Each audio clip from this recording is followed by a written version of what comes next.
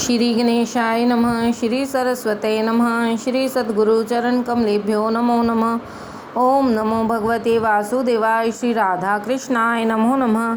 श्री रामचंद्र डोंगरे जी महाराज द्वारा रचित श्रीमद्भागवत रहस्य। विदुर जी के उपदेश, धृतराष्ट्र और गांधारी का वन में जाना।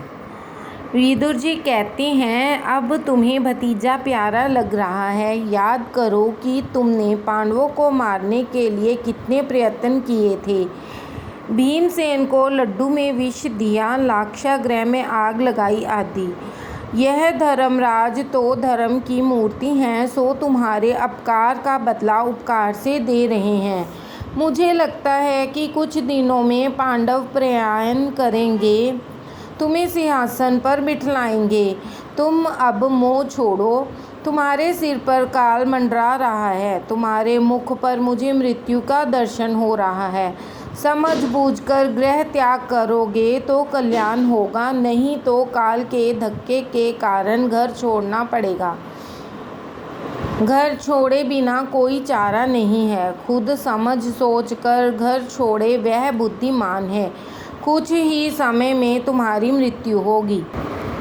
यह जीव ऐसा अनाड़ी है कि सोच समझकर स्वयं कुछ छोड़ना नहीं चाहता, किंतु जब डॉक्टर कहता है कि गॉल ब्लड प्रेशर है, काम काज बंद करो, आराम नहीं करोगे तो जोखिम है, तब वह डर के मारे बैठ जाता है।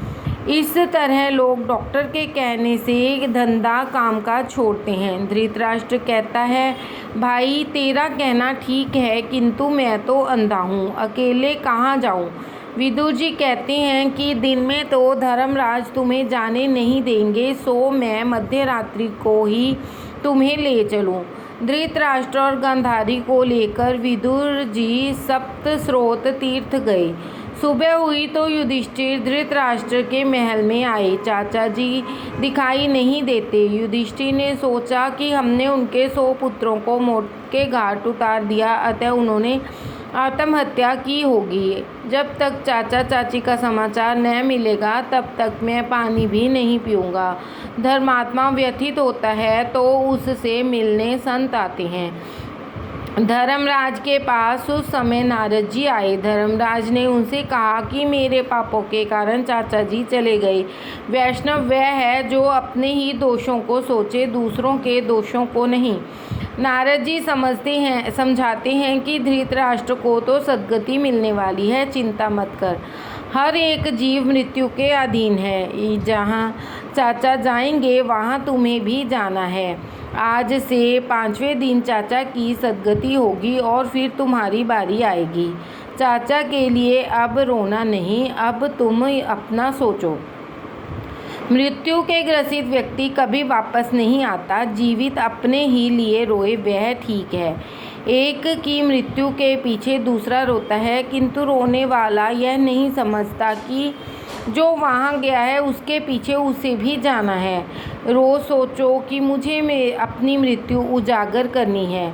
तुम्हारे लिए अब 6 महीने बाकी हैं। तुम अपनी मृत्यु की सोचो। सूत जी सावधान करते हैं। शैया में सोने के बाद अर्थात अंतकाल में आया हुआ सयानापन किस काम का, वह निरर्थक है।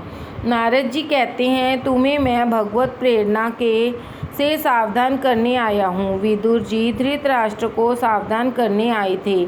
मैं तुम्हें सावधान करने आया हूँ। 6 मास के पश्चात कलयुग का आरंभ होगा।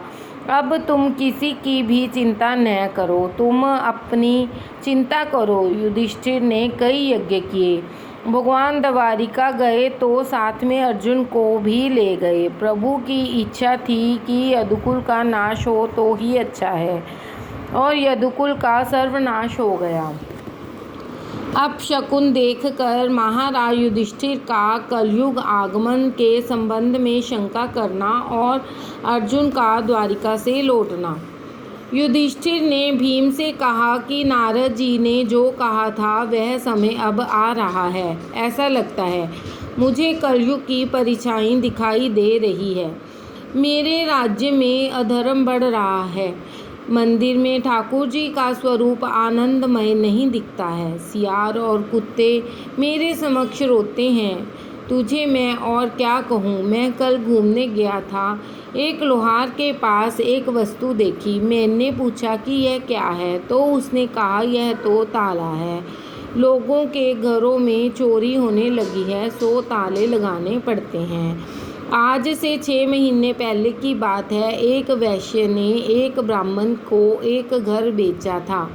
उस घर की बुनियाद में से कुछ सोना मिला। ब्राह्मण वह सोना लेकर सेठ के पास गया। सेठ धर्मनिष्ठ था। उसने कहा कि मैंने तो मकान तुम्हें बेच दिया था, सो उसमें से जो कुछ मिला वह सब तुम्हारा ही है। ब्राह्मण ने कहा कि उस संपत्ति पर उसका कोई अधिकार नहीं है। मेरे राज्य की जनता इतनी धर्मनिष्ठ थी। उसी समय मैंने कहा कि 6 महीने में इन दोनों का मन कलुषित हो जाएगा। वैसा ही हुआ। कल वे दोनों मेरे पास आए थे और धन पर अपना अपना अधिकार जता रहे थे और अपने साथ एक एक वकील भी लेते आए थे। लगता है कि मेरे पवित्र राज्य में कली का प्रवेश अब तो हो ही गया है। कली अर्थात कलह का रूप। जिस घर में कृष्ण कीर्तन, कृष्ण की कथा होती है, वहाँ कली नहीं जा सकता। अर्जुन अब तक आया नहीं था और भीमसेन और धर्मराज ऐसी बातें कर रहे थे। इतने में अर्जुन भी आ गया। उसके मुख पर तेज का आभास मात्र भी नहीं दिखता था। युधिष्ठिर ने उससे पूछा कि तेज कहाँ गया। अर्जुन, तूने द्वार आए हुए अतिथि का सत्कार किए बिना ही तो कहीं भोजन नहीं कर लिया ना। अतिथि भगवान का स्वरूप है। द्वार पर आए हुए अतिथि भूखे रहें तो यजमान के पुण्य का क्षय होता है। नचिकेता धर्मराज के घर 3 दिन तक भूखा प्यासा बैठा रहा था। यमराज ने आकर पूछा कि तुमने क्या खाया इन 3 दिनों में, तो उसने कहा आपका पुण्य मनुष्य शरीर की अपेक्षा आँख और मन से अधिक पाप करता है। गीता जी में भगवान ने उसको गुह्यतम ज्ञान दिया। एक बार रात के समय उर्वशी अर्जुन से मिलने आई। अर्जुन ने उसका मुख तक न देखा। उसने उर्वशी से कहा, माता जी, मैं तो भारत खंड का वासी हूँ। मेरे लिए पर स्त्री तो माता समान है। एकांत में जो काम को पराजित करे वही वीर है। मुझे पूरा भरोसा है कि पर स्त्री गमन का पाप अर्जुन नहीं कर सकता। फिर भी यह निस्तेज क्यों है? मुझे तो यह लक्षण कलयुग के लगते हैं। राधे राधे।